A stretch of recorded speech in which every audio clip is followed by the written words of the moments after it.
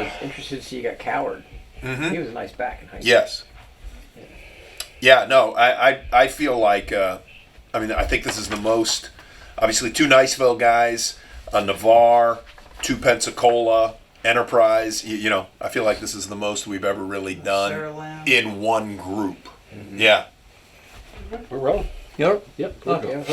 Okay, well, I want to talk individually about a couple of them. Sure. We went over at Catholic and talked to Braden and talked to them about him and what do you see? Here's a guy who loses his senior year basically, but I guess you were in contact before, so. Yeah, so we had seen him and had the opportunity to kind of obviously watch him leading up to his senior year, and then he got the opportunity to play in the All-Star game, so it gave us another opportunity to kind of evaluate him, and you always feel terrible when a guy doesn't get to play a full senior season or doesn't get to maximize that. But we still like what we saw and, think his best football's in front of him. So excited that he got healthy and was able to come back and that we were able to see him later in the season. Always an adjustment for a lineman to make that jump from high school to college. So, how big a jump is it for him and how prepared? Matt Adams said, hey, he's ready to go, but from your perspective, how much? Yeah, I think O-line, D-line's the 2 toughest spots to be able to jump right in, just because the size and the strength of the guys that you're going against. It's a little different, across the board in the Gulf South Conference. You're going to have large guys playing offensive line. He got to see a couple of those, throughout the course of his high school career, but nothing like the consistency that he'll see, and nothing like he'll see when he comes, to UWF first day of camp and first day of pads. But we like what we see and feel like he's built for this league. And so we feel like he continues to work and get a great summer in front of him before he gets here and before we get going. He'll make the transition very smoothly. Devon Wright, undersized perhaps from a college standpoint, but we heard that about Derek Brooks coming out of high school too. So, what is the upside there with Devon? What do you see? Well, we'd love him to have Derek's type of productivity. That would be great. Now, Devon, just love his athleticism and how he moves around and really sideline to sideline, flying to the ball and creating problems, on the offensive side of the ball by how he's playing defensively. So, got a chance to see him a lot and, see what he was capable of doing. So really pleased that, he wants to continue his career here at UWF. Talk about how versatile he is and how he can play multiple different positions on the line, and have you guys considered how you're going to use him? Well, Braden, we play a 3-man front, and we really look to see, we had Matt Gotel last year who played all 3 for us. We had Miles Myers last year who played all 3 for us. So we feel like the more athletic a guy is, we can play him at nose and still, get in there and grind. So when, if you look at our D-line and how we've progressed over the years, we're trying to get closer to 300 pounds at all 3 of those spots. So we typically like to start a guy off and then see what he can handle. You bring back one of my favorite names in the history of high school sports in Pensacola, and you know what I'm talking about. But Mystical McGee is also really was productive at Washington. So how has he grown? How? Well, Mystical's a guy, right? 4 years ago, 3 years ago, you're watching him in high school, and you're like, okay, man.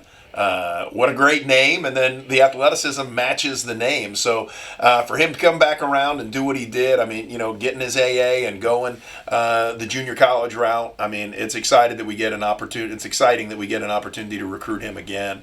Really looking forward to seeing him, come out and play for us. It's been fun to watch him. Again, from a senior in high school to then go off to junior college to now being in this position where, really thought he was extremely productive last year as a sophomore. Had a lot of really good comments from the coaches that played against him, plus the coaches that, coached him, to now see him and for us to be able to keep him in town and make it work out. That's kind of the exciting part of this process. Go ahead. He had bounced around like a few different community colleges. Did you get the idea that when you guys reached out to him that he was pretty set on coming here? Was he pretty excited about that? He was excited to be in town, and he was excited to be able to stay in town. And so, when that opportunity afforded itself, a lot of guys get a lot of opportunities to go a bunch of different places, but Pensacola is a special place, and for him to be able to stay in town, lives close to campus. A lot of pluses, a lot of bonuses there.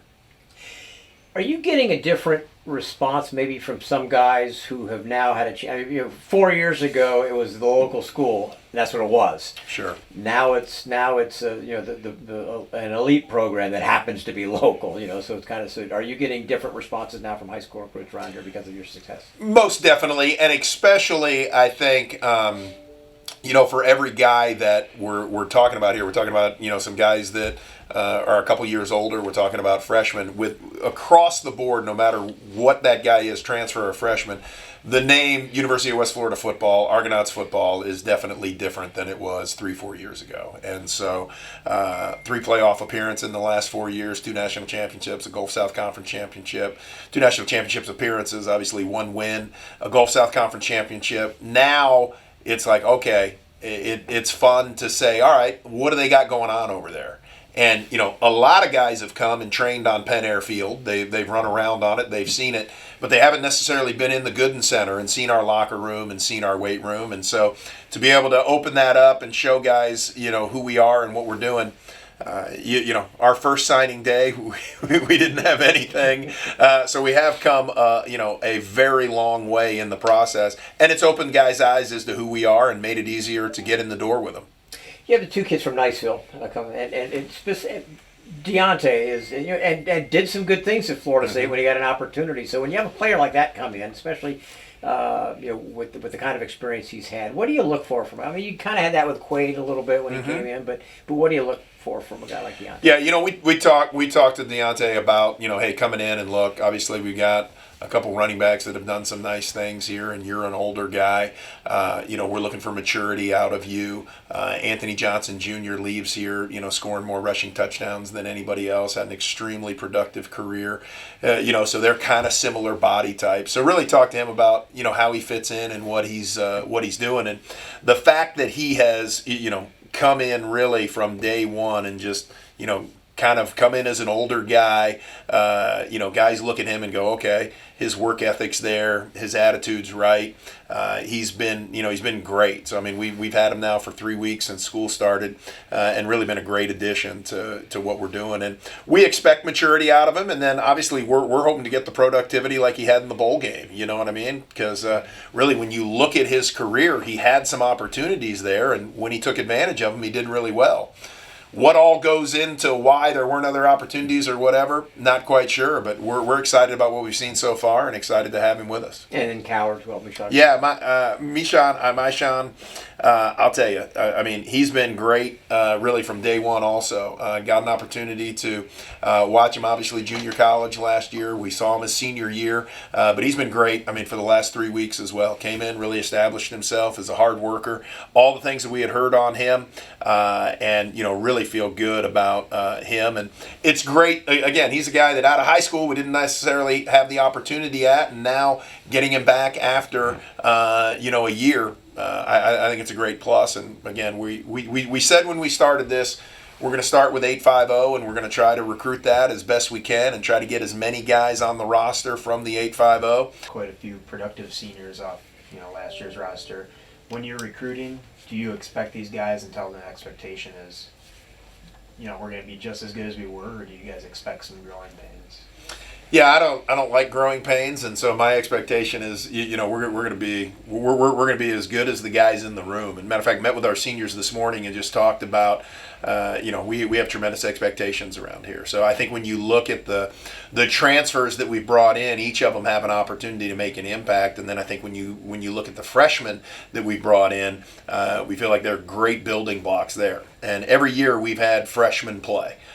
So every year we've had somebody step up and take advantage of that opportunity. So with this group, we'll see who that is, but I think we'll always have the opportunity to consistently be one of the top teams in the country. And I think when you look at the transfers, we did lose quite a few defensive players from a year ago, but I think if you look at the transfers that we've added, we've been able to, I think, replace some of those spots. Now those guys have to step up and take advantage of it. You've added a couple of defensive backs who thanks to your sports information department, I knew where to look. But Kennedy obviously it comes highly touted, and Aitman as well, and so that's Yeah. a position where you have to replace some special people. Well, when you got DeAnthony Bell playing in 2 postseason, bowl games now, getting ready to play in the Shrine game this week. I mean, I think, we did lose. He and Keon. Lost some really good starters there. And Marcus Clayton, who'd been with us, for a long time. So Keelan and Cortez really give us, tremendous quality depth or in the secondary. And so with the guys we've got returning, I'm really excited. The guys we lost, tough to, you very hard to replace those guys, but adding them along with Kashmir, I think gives us, a good opportunity to continue to be a really good defensive team. Why do you think that UWF has had such success in bringing in former D1s? Like, why is this a D1 destination?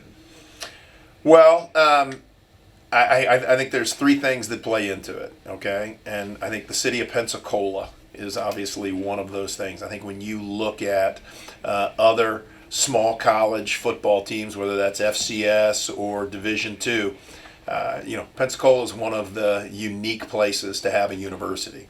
I think when you look at the quality of education that you're going to get from the University of West Florida, that speaks for itself, and people are attracted to that. And for whatever reason, our staff has done, a great job just kind of selling the vision and selling who we are. And I think obviously the last couple of years, you go to national championship your second year and your fourth year, guys are going to go, oh, that's really good football. And the transfers that we're talking to that we haven't signed yet or that will join us here later, they obviously now know of our reputation. So, I'm excited, what we've done. And Dan's been here, when we just had trees and, grass out there. So to have the Gooden Center, to have Penn Air Field, there's just so many pluses that, we just continue to sell every one of them. When you're looking at what the needs were, and I don't know if you recruit that way or not, but does the class kind of, are there any holes that were left unplugged, or did you feel pretty much like you got? O lineman and D lineman, you're always, everybody in the country, I don't care who you talk to on their day, they're always going to say that. But I like who we've gotten in those. I still feel like there's a couple of needs that we'll, continue to try to look for. But if we were to go out today and this was the team, I'd feel very good about it. I think, we lost some very productive wide receivers. So to get 2 wide receivers that are transfers that can come in and make an impact. Very excited about that. We lost some really good secondary players to get the quality of secondary players that we had. We lost some productive defensive linemen. So the 2 guys that are here are doing a great job. Linebackers, the same thing, to get Kelvin and Willie out of the transfer, to already be here. So I feel great about what we've added. Again, I think we're always continuing to look to see, is there one other guy that fits the piece of the puzzle that we're trying to make here.